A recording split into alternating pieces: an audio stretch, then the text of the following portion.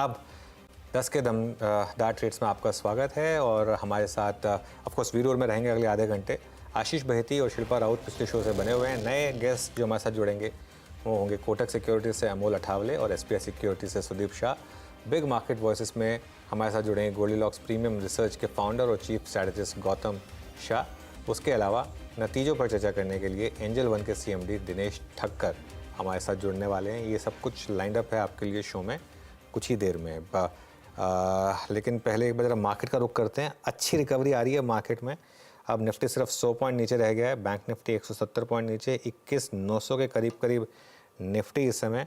इस रिकवरी का पूरा दारोमदार है एचडीएफसी बैंक पर। एक बार कंट्रीब्यूशन प्लेट लेकर आइए। कंट्रीब्यूशन प्लेट आपको आज का बहुत कुछ बताने वाला है क्योंकि 1503 पर आ गए अब हम एचडीएफसी बैंक पर। 1484 से हमने शुरुआत की थी इस स्टॉक में। सबसे ऊपर एचडीएफसी बैंक 13.5 पॉइंट और रिलायंस के एक बहुत बड़े इम्पैक्ट को वो नलीफाई कर रहा है 18 पॉइंट। अच्छा, एक्सिस बैंक, एक्सिस काफ़ी वीक है कि 2-3 दिन से। एक्सिस, एलएनटी और इन्फोसिस यहाँ पर भी वीकनेस है।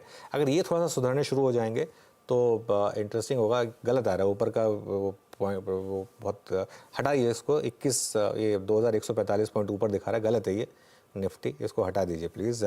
100 पॉइंट नीचे हैं अभी हम इस समय निफ्टी में। कुछ स्टॉक्स और देख लेते हैं। टाटा कम्युनिकेशंस खासा वीक है आज, वहाँ पर थोड़ी सी वीकनेस है। स्ट्रेंथ कहाँ पर है? इंडस टावर अभी भी डे हाई पर 4% ऊपर। एस्कॉर्ट्स कुबोटा में एक अच्छा मूव आया। इनफैक्ट एस्कॉर्ट्स कुबोटा, इसका इंटरडे चार्ट लेकर आइए आप जरा स्क्रीन पर। ये देखिए करीब करीब अब 0.25% ऊपर। हमारा स्पॉटलाइट वाला शेयर वेदांता एक बार लेकर आइए। वेदांता अब डे हाई पर आ गया है, तो यहाँ पर भी लोअर लेवल से अच्छी खासी रिकवरी इस समय आपको दिखाई देगी। 1.5% ऊपर ये स्टॉक ट्रेड कर रहा है। आईटीसी डे हाई पर है, हिंदुस्तान यूनिलीवर डे हाई पर है।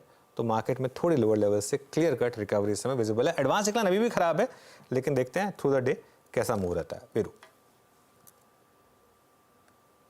ये अब तक इस बाजार की संघर्ष की कहानी सुनी और एक डीप गैप डाउन था। अगर उसके बाद एक रिकवरी, निफ्टी लगभग 21,893 पर ट्रेड करता है। अब आशीष बहेती जी और शिल्पा राउत जी पिछले कार्यक्रम से इस कार्यक्रम में शिरकत कर रहे हैं। अमोल अठावले और सुदीप शाह एसपीआई सिक्योरिटी से फ्रेश पर्सपेक्टिव लेके जुड़े हैं। आप सभी को नमस्कार। कार्यक्रम में आप सभी का स्वागत है। सुदीप, आपकी इस वक्त की 2 कॉल्स क्या रहेंगी? क्या अप्रोच कर रहे हैं आप, रख रहे हैं मार्केट्स पे इस वक्त इस डिप में? नमस्कार वीरू जी, गुड मॉर्निंग। जो हिसाब से मुझे लग रहा है कि आज अर्ली मॉर्निंग जो गैप डाउन आया और उसके बाद हमने देखा स्टॉक स्पेसिफिक काफी रिकवरीज आई है और खासा करके मिड कैप्स में हम देख रहे हैं कि जो सिलेक्टिव जो नाम चल रहे थे डिफेंस में, तो वहां पे डिफेंस है, टेलीकम्युनिकेशन जैसे भारतीय एयरटेल, यहाँ पे एक अच्छी रिकवरी आई है। तो मेरा पहला स्टॉक आज जो मुझे लग रहा है कि अच्छा लग रहा है यहाँ से पोजिशनली, वो है कोचिन शिपयार्ड। कोचिन शिपयार्ड को यदि हम देखें तो 2 हफ्ते पहले एक कंसोलिडेशन में से ब्रेकआउट आया था और उसके बाद ऊपर के लेवल पे 1050 1080 के बीच में स्टॉक कंसोलिडेट कर रहा था और आज भी 10 डेमा के आसपास से वहां से फिर से एक रिकवरी हमने यहाँ पे देखी है। तो मुझे लग रहा है जो डेली, वीकली, मंथली सभी टाइम फ्रेम पे स्टॉक स्ट्रॉन्ग है, तो यहाँ पे कोचिन शिपयार्ड आउट परफॉर्म कर सकता है। डिफेंस पैक में भी अच्छा मोमेंटम हमें नजर आ रहा है। तो 1095 के स्टॉप लॉस से 1160 का टारगेट मुझे लग रहा है यहाँ पे कोचिन शिपयार्ड में आता हुआ मुझे लग रहा है। और दूसरा स्टॉक जो मुझे पसंद आ रहा है वो है भारतीय एयरटेल। अब भारतीय एयरटेल में हमने देखा है 2 से 3 हफ्तों का जो एक कंसोलिडेशन स्टॉक में देखा था हमने 1180 से लेके 1235 के बीच में। वहां से हमने इसको कल एक ब्रेकआउट आते हुए देखा और आज ब्रेकआउट के बाद भी हम देख रहे हैं कि ये ऊपर के लेवल पे 1268 1270 के आसपास कंसोलिडेट कर रहा है, सस्टेन कर रहा है, रिलेटिवली आउट परफॉर्म कर रहा है। तो मुझे लग रहा है यहाँ पे भारतीय एयरटेल को भी पोजिशनली लॉन्ग कर सकते हैं 1250 के स्टॉप लॉस से 1310 के टारगेट के लिए। ओके, भारतीय एयरटेल पे भी आपका एक लॉन्ग कंस्ट्रक्टिव व्यू। और अमोल, गुड मॉर्निंग। आपके 2 ट्रेड्स इस वक्त क्या रहेंगे अमोल? जी नमस्ते। मुझे आई थिंक लग रहा है कि इंडेक्स स्टॉक पे ज्यादा फोकस करना आइडियल स्ट्रैटेजी रहेगी बिकॉज ओवरऑल मार्केट टेक्सचर थोड़ा सा वोलेटाइल है। मुझे भी एक्चुअली भारतीय एयरटेल ही अच्छा लग रहा है पोजिशनल पॉइंट ऑफ व्यू से। 1265 के आसपास चल रहा है। 1320 और 1340 ये टारगेट्स निकल के आ रहे हैं और स्टॉप लॉस उसका रहेगा 1235। और दूसरा मुझे एक लग रहा है जो रिट्रेसमेंट पे अवेलेबल है, अच्छे खासे सपोर्ट्स पे अवेलेबल है, वो है टाटा स्टील। 159 के आसपास है। 170 और 172 के टारगेट्स निकल के आ रहे हैं जो उसका प्रीवियस स्टॉप के आसपास है और स्टॉप लॉस उसका रहेगा 154 का। ओके शिल्पा जी, बताइए अब आपकी 2 ट्रेड्स में से इंडस टावर फिर डे हाई पर है 4% ऊपर। अभी कहाँ मौके ढूंढ रही हैं आप? मैं यहाँ पे अगेन एक बाय और एक सेल दूंगी। मेरा जो बाय रहेगा, I mean there are couple of options, मैं डिस्कस कर देती हूँ। यहाँ पे मुझे एक अच्छा लगता है बायोकॉन। बायोकॉन 260 पे अच्छा खासा सपोर्ट है, तो आप यहाँ पे 257 के स्टॉप लॉस से बायोकॉन में लॉन्ग जा सकते हैं फॉर टारगेट्स ऑफ 275 से 280। इसका एक अच्छा रेंज है जो वो प्ले करता है। दूसरा, आप सीयूबी भी देख सकते हैं। सीयूबी बैंक निफ्टी अच्छा परफॉर्म कर रहा है, तो सीयूबी भी 150 के ऊपर अभी सस्टेन कर रहा है। ये एक इमीडिएट लेवल पे इसका एक अच्छा सपोर्ट है जहां से 150 160 आ सकता है। तो बाइंग में ये दो ऑप्शंस है, आप इसमें ट्रेड ले सकते हैं। और तीसरा मेरा रहेगा सेल रैमको सीमेंट में। रैमको सीमेंट अगेन 800 के नीचे है, जब तक ये 800 के नीचे रहता है इसमें डाउनसाइड टारगेट 750 730 तक भी ओपन रहते हैं। तो अगेन रिस्क रिवॉर्ड फेवरेबल है, तो 2 buys and 1 sell. 2 buyers and 1 sell इस समय ये हो गई शिल्पा जी के पिक्स। आशीष बहेती जी, आपने क्या पिक किया इस समय ट्रेड्स में? 2 फ्रेश ट्रेड्स आपके। जी अनुज जी, पहला जो ट्रेड रहेगा वो है ओएनजीसी पे बाय रहेगा। स्टॉक ऊपर से थोड़ा सा कूल ऑफ जरूर हुआ है, बट एक अच्छा प्राइस पॉइंट पे अवेलेबल है और जिस हिसाब से 276 होल्ड कर रहा है वो काफी इंप्रेसिव है। 270 का एक स्टॉप लॉस लगाना है इसमें। 282 का पहला टारगेट, 285 के सेकेंड टारगेट के लिए खरीदारी की जा सकती है। दूसरा जो बाय आइडिया है वो आईटीसी, ये काफी अच्छे से होल्ड कर रहा है और जिस हिसाब से मार्केट को स्ट्रेंथ दिया है इसने आज, जो भी पूरा रिलायंस का प्रेशर था उसे ये और एचडीएफसी काफी अच्छे से निगेट करते हुए देखने मिले हैं और इन लेवल्स पे अच्छी बाइंग इंटरेस्ट इसमें कंटिन्यूअसली देखने मिल रही है। तो आईटीसी में खरीदारी की सलाह, जो स्टॉप लॉस इसमें मेंटेन करना हो 417 का एक एसएल मेंटेन करे और जो टारगेट्स है वो 430 और 435 तक के टारगेट के लिए इसमें पोजीशन बनाई जा सकती है। ओके, तो चलिए इस समय की ट्रेड। अच्छा, एक स्टॉक चेक और लेते हैं। शिल्पा जी, एक बार आईटीसी और एचयूएल, अगर दो में से कोई एक चूज करना हो, अगर करना हो तो डे ट्रेड में कोई ट्रेड बन रहा है यहाँ पर? यहाँ पे अगर आईटीसी पे देखेंगे तो मुझे आईटीसी ज्यादा बेटर लग रहा है। 420 के ऊपर है फ्यूचर्स में भी अभी, तो यहाँ पे 418 के स्टॉप लॉस है। आप आईटीसी में ज्यादा कंफर्टेबली ट्रेड ले सकते हैं फॉर टारगेट्स ऑफ 430। चलिए अब एक काम करते हैं, आगे बढ़ते हैं। और बाज़ार में थोड़ा सा डर का माहौल है, ख़ास तौर से जो इजराइल और ईरान के बीच में हो रहा है उसको लेकर। लेकिन क्या लोअर लेवल्स पर ये आपको बाइंग की अपॉर्चुनिटी दे रहा है, और अगर हाँ तो कहाँ पर? गोल्डीलॉक्स प्रीमियम रिसर्च के फाउंडर और चीफ स्ट्रेटजिस्ट गौतम शाह के पास चलते हैं और उनसे जानते हैं कि वो इस समय क्या एडवाइस कर रहे हैं। Gautam ji, good morning. आपने ऐसी कई साइकिल्स देखी होंगी ऑब्वियसली, और आपको एक्सपीरियंस भी होगा इन सब चीज़ों का। क्या ये बाइंग अपॉर्चुनिटी है या फिर अभी थोड़ी जल्दबाजी होगी? किस तरीके से इस मार्केट को अभी अप्रोच करना है? गुड मॉर्निंग अनुज। देखिए, एक ज़माना था जहां पर हमारे पास जियोपॉलिटिकल कंसर्न्स 3 साल में एक बार या 5 साल में एक बार आती थी, पर अब ज़माना ऐसा हो गया कि हर 3-6 महीने हमारे पास कोई ना कोई जियोपॉलिटिकल कंसर्न्स आ रहा है। तो ये बता रहा है कि दुनिया काफ़ी बदल गई है और रिस्क काफ़ी बदल गए हैं और बढ़ गए हैं इक्विटी मार्केट्स के लिए। I think it is only because of liquidity कि हमारा मार्केट इतना वेल बिहेव रहा है, क्योंकि अगर ये 19,000 करोड़ का लिक्विडिटी हर महीने का नहीं होता तो ये बाजार कब का बहुत बड़ा गिर जाता। I think that is the key take away from the last 3 to 4 months। But अगर आप पिछले एक हफ्ते का एक्शन देखें, डेफिनेटली थोड़ी सी कंसर्न है, क्योंकि लास्ट टाइम जब मार्केट गिरा था तो उतनी कंसर्न मार्केट ने नहीं दिखाया। निफ्टी एकदम रिलैक्स था, इंडिया विक्स में कोई मूवमेंट आई नहीं थी, यूएस मार्केट्स में कोई बड़ा फॉल नहीं था। I am referring to the period of September October last year. But इस बार का अगर आप चार्ट देखें, मार्केट ने 2 हफ्ता लगाया 21,800 से 22,800 जाने में और 4 दिन लगाया 22,800 से 21,800 आने में। सो डेफिनेटली मोमेंटम दिखा रहा है कि momentum is with the bets. और थोड़े से टेक्निकल चार्ट्स पे जो सिग्नल्स है वो कंसर्निंग है। और ये अभी जिस तरह का जियोपॉलिटिकल सिचुएशन है, इट्स वेरी डिफिकल्ट टू से कि इसमें क्या होगा और ये कैसे आप प्ले आउट करेंगे। आई थिंक अगर आपका मीडियम टर्म लॉन्ग टर्म नजरिया है तब तो कोई प्रॉब्लम नहीं है। हो सकता है कि मार्केट यहाँ से 4-5% और गिर जाए, पर उसके बाद वापस स्टेबिलिटी स्क्रीन पे आएगी। तो लॉन्ग टर्म के हिसाब से मुझे कोई कंसर्न नहीं लगता। बट शॉर्ट टर्म में लेवरेज पोजीशंस के हिसाब से या पोजिशनल ट्रेडिंग के पोजीशंस के हिसाब से थोड़ा सा कंजर्वेटिव बनना बेटर लगता है, क्योंकि चार्ट शॉर्ट टर्म में खराब हो चुके हैं।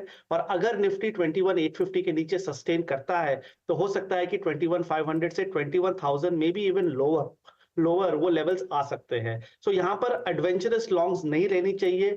Don't be in a rush to buy, let the dust settle, थोड़ी सी मार्केट को स्टेबल होने दीजिए, उसके बाद कमिटमेंट बढ़ाइए। बिल्कुल फेयर इनफ। अच्छा, एक स्टॉक जो थोड़ा अब रेजिलियंस दिखा रहा है, बहुत परेशान किया इसने लोगों को, बहुत तंग किया पिछले 4 साल से, HDFC बैंक। यहाँ पर क्या पैटर्न्स बन रहे हैं अब इस समय, क्योंकि 200 वीक मूविंग एवरेज तक ये स्टॉक स्लिप हो गया था।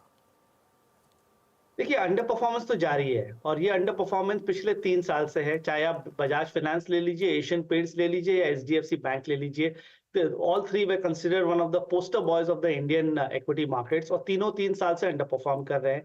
HDFC बैंक में अच्छी 120 रुपए की तेजी आई थी, बट अब हायर लेवल्स पे वापस सेलिंग प्रेशर आ रहा है, क्योंकि सब लोग इतना ओवर कमिटेड है इसमें कि जब भी इसमें कुछ तेजी आती है तो उसमें सेलिंग प्रेशर आ जाता है। और अगर आप बैंक निफ्टी का चार्ट देखें तो जिस तरह का फॉल रहा है एक हफ्ते में, ये भी उतना अच्छा नहीं लग रहा है। तो मुझे लगता नहीं है कि बैंक निफ्टी इतने जल्दी से घूम पाएगा और मुझे ये भी नहीं लग रहा है कि HDFC यहाँ से कुछ बड़ा कर पाएगा। अगर आपको बैंकिंग में ही कमिट करना है तो आप SBI में कीजिए, वो एक स्ट्रक्चरल अपट्रेंड है और वो खराब मार्केट में भी बचा रहेगा।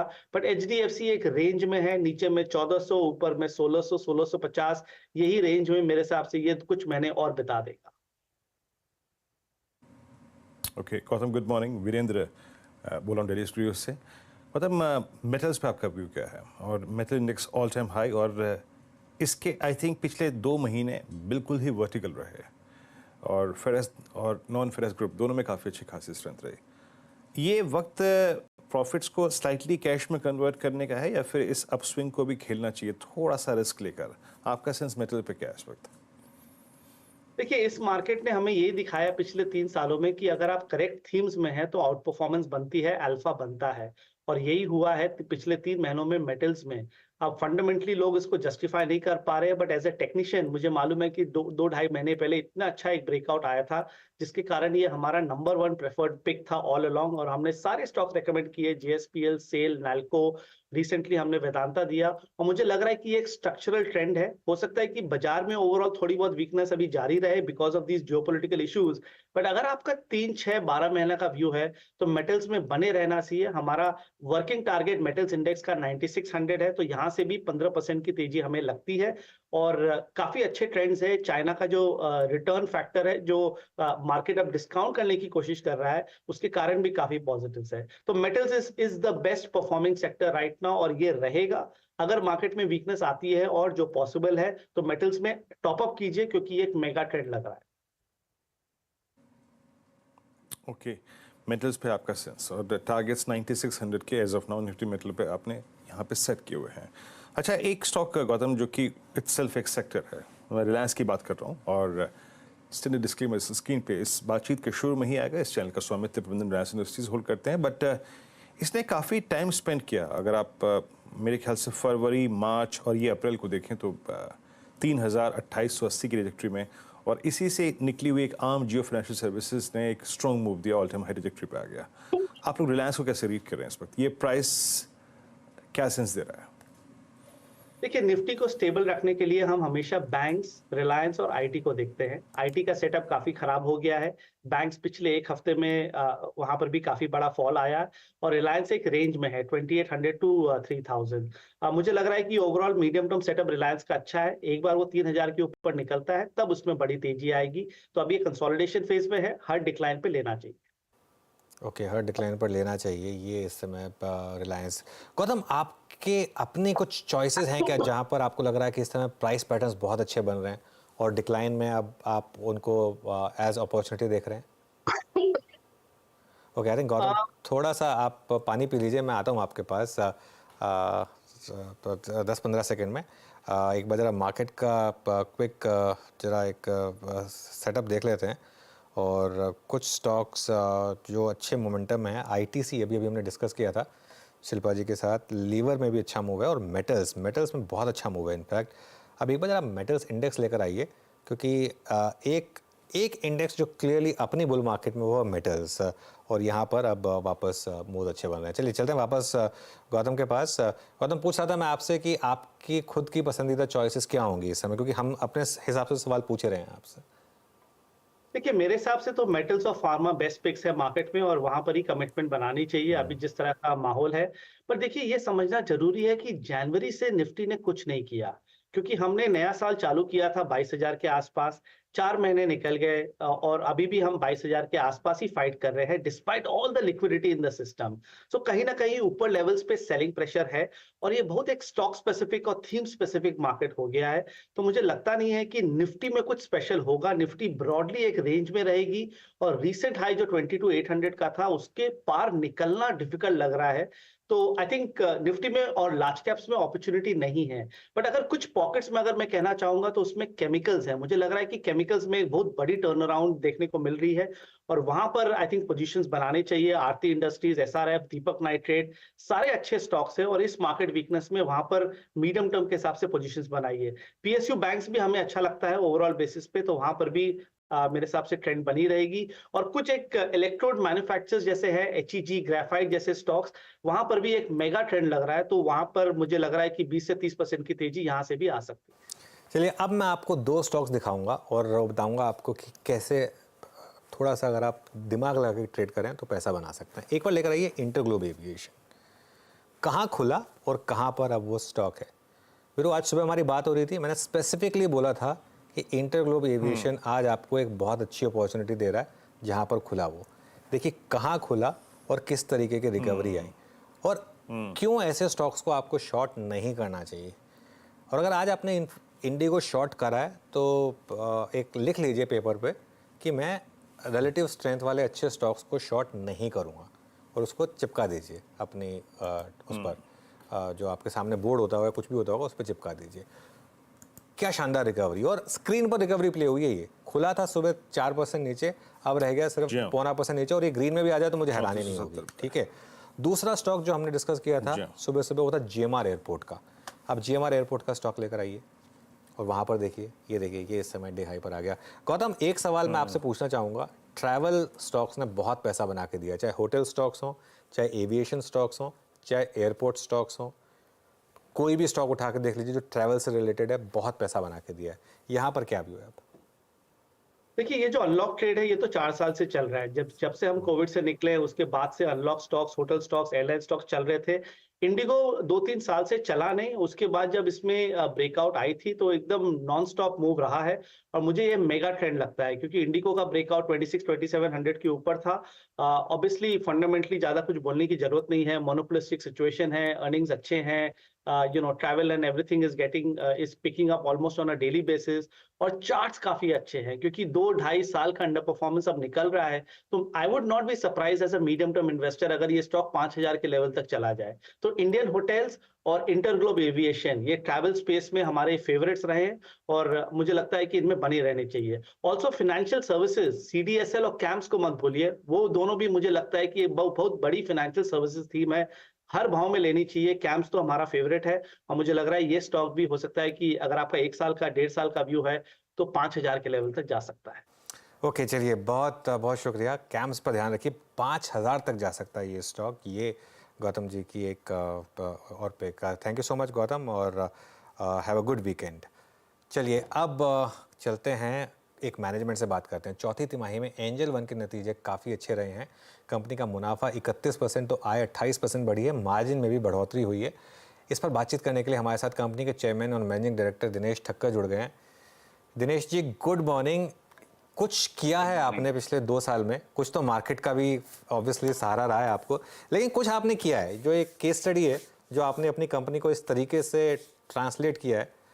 ये इसका सीक्रेट बताइए और ये बताइए कि अब क्योंकि बेस इफेक्ट कैचअप हो गया है और शायद आपके ऑलरेडी अपडेट्स में दिखाई देना शुरू करे, क्या ये ग्रोथ रेट इस तरीके से मेंटेन कर पाएंगे आप? फॉरगेट अबाउट रेजिंग, क्या मेंटेन कर पाएंगे? I'm unable to see the screen. It is Anuj, right? Yes. Yeah.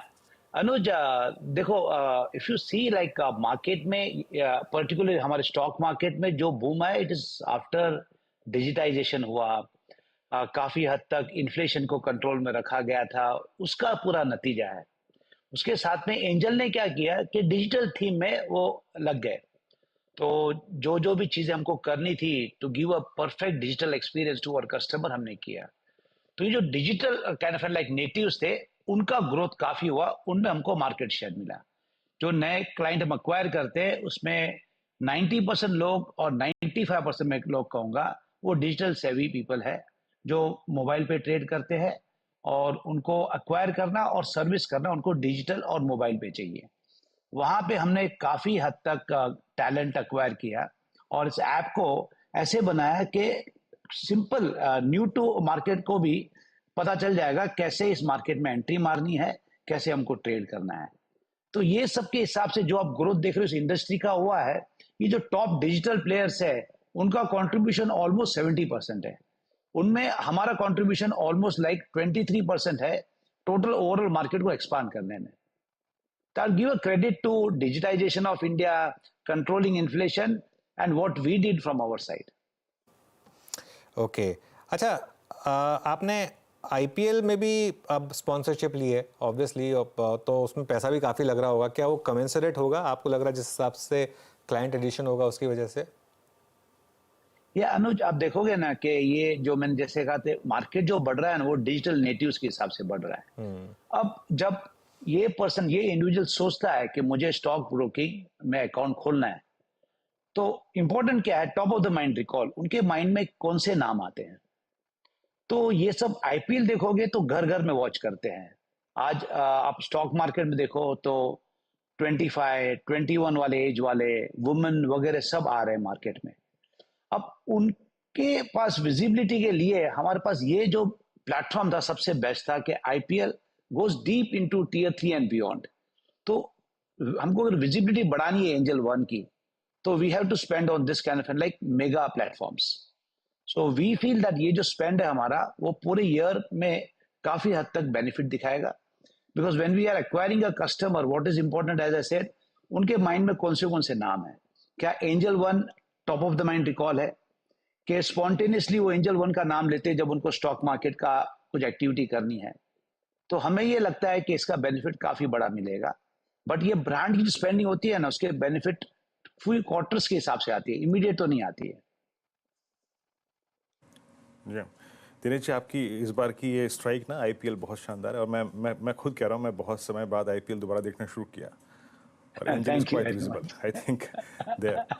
हाँ, मैं अब आता हूँ सर एग्जैक्टली यहाँ से आगे चलते हुए, मतलब बीते 1-1.5 महीने में तो शायद क्योंकि आईपीओ मार्केट, प्राइमरी मार्केट थोड़ा सा थिन रहा और कुछ इश्यूज भी थे आई थिंक, बट आगे जाके सर ये FY25 का जो फर्स्ट हाफ है, both in terms of client addition, और कैसा नज़र आ रहा है आपको, और क्या यहाँ पर भी क्लाइंट एडिशंस को डिजिटल प्लेटफॉर्म ही डोमिनेट करेगा अप्रॉक्सीमेटली? डोमिनेट तो डिजिटली करेगा। ये इंडिया देखो ना, अभी पूरा अपना फिनटेक की तरफ जा रहा है। ये यूथ है, उनको हर सर्विस मोबाइल पे चाहिए। तो इसमें फिनटेक प्लेयर को इनोवेट करना है ताकि ये जो क्लाइंट आ रहे हैं वो मोबाइल फर्स्ट पे आ रहे हैं। तो ये जो बड़ा ग्रोथ दिखेगा आगे चल के, वो distributively driven by digital players, that is fact. Will it continue? We believe it will continue for a long period of time.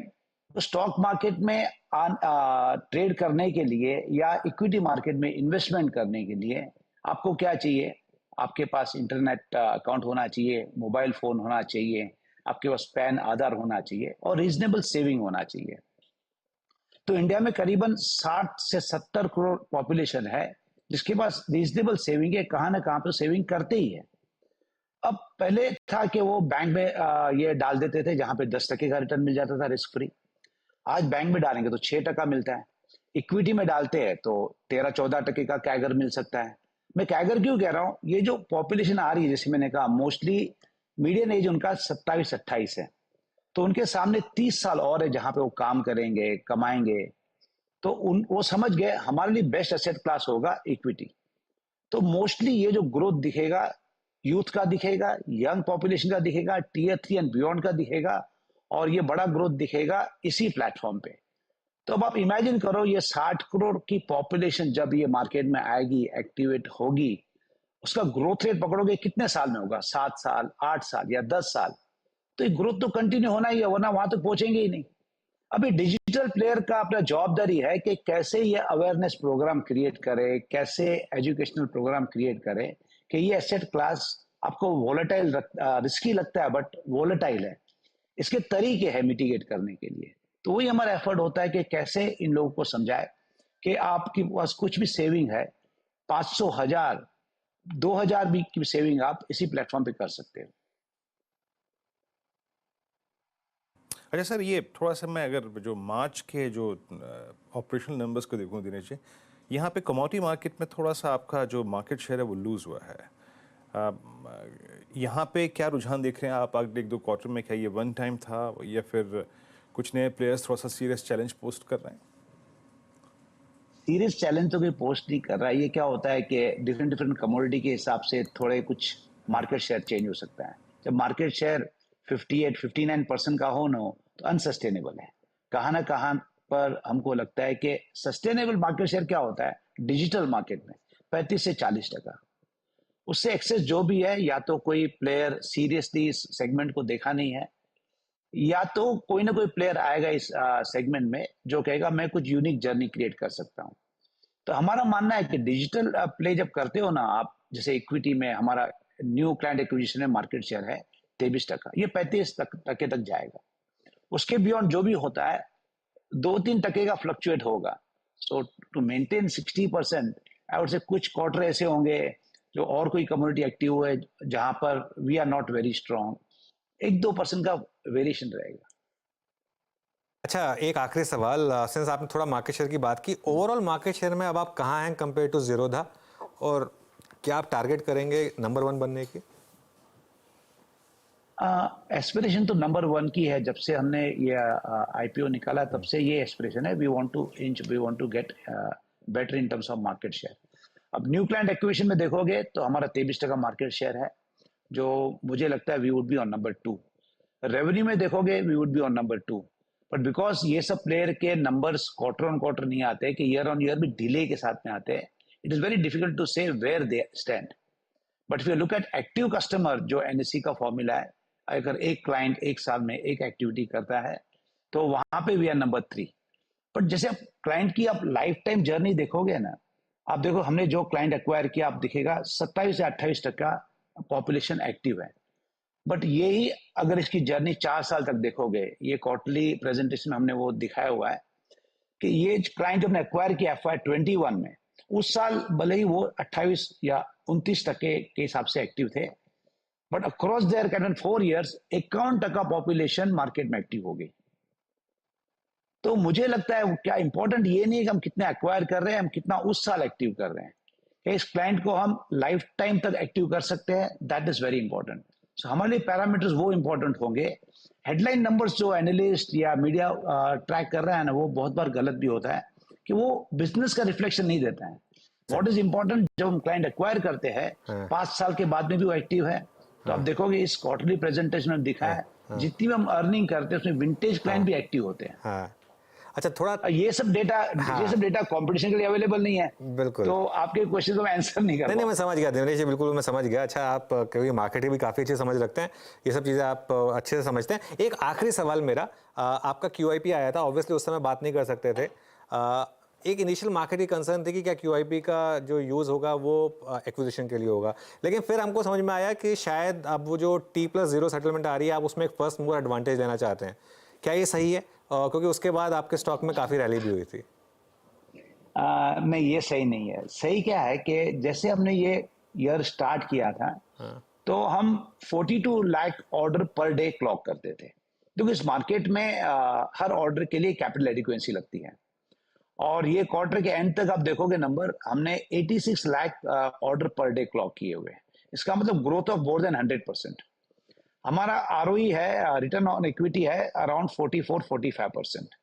तो जब बिजनेस 100% से ग्रो हुआ होगा 4 क्वार्टर्स में, उसके लिए कैपिटल लगती है। अब नया जो कैश हमने जनरेट किया was at the rate of से 44%, उसमें कुछ डिविडेंड भी दिए। तो लास्ट क्वार्टर में क्या देखा कि ग्रोथ एक्सपेक्टेशन से भी बहुत ज्यादा है, इसके लिए हमको कैपिटलाइज करना बहुत जरूरी है। तो ये जो QIP था वो सिर्फ कैपिटलाइजेशन इन टर्म्स ऑफ अगर market continues to grow at this rate, कि हम जब प्रोजेक्शन बनाते हैं ना, तो हमारा प्रोजेक्शन होता है हम 50% से ग्रो करेंगे। अगर किसी भी साल उससे ज्यादा ग्रो होता है तो 10-20% का एक इलास्टिसिटी होती है, उसके beyond we have to capitalise. So this capitalisation was to take care of this kind of an like unexpected growth. बाकी जो getting ready for all other regulatory changes and all that, वो तो business as usual है। उसमें तो काफी changes आए, काफी चेंजेस के हिसाब से हमने लीडरशिप भी गेन की, वो प्रोसेस तो कंटिन्यू रहेगा। ऑलराइट दिनेश जी, बहुत बहुत शुक्रिया, बहुत अच्छा लगा आपसे बात करके, थैंक यू सो मच और ऑल द बेस्ट आगे के लिए। चलिए, थोड़ा शो में हम ओवरशूट हो गए इस डिस्कशन के बीच में। मार्केट में रिकवरी आई लेकिन टिक नहीं पा रही है। नीरज जी आ गए हैं ट्रेडर्स हॉटलाइन लेके। Neeraj ji, good morning, over to you. बिल्कुल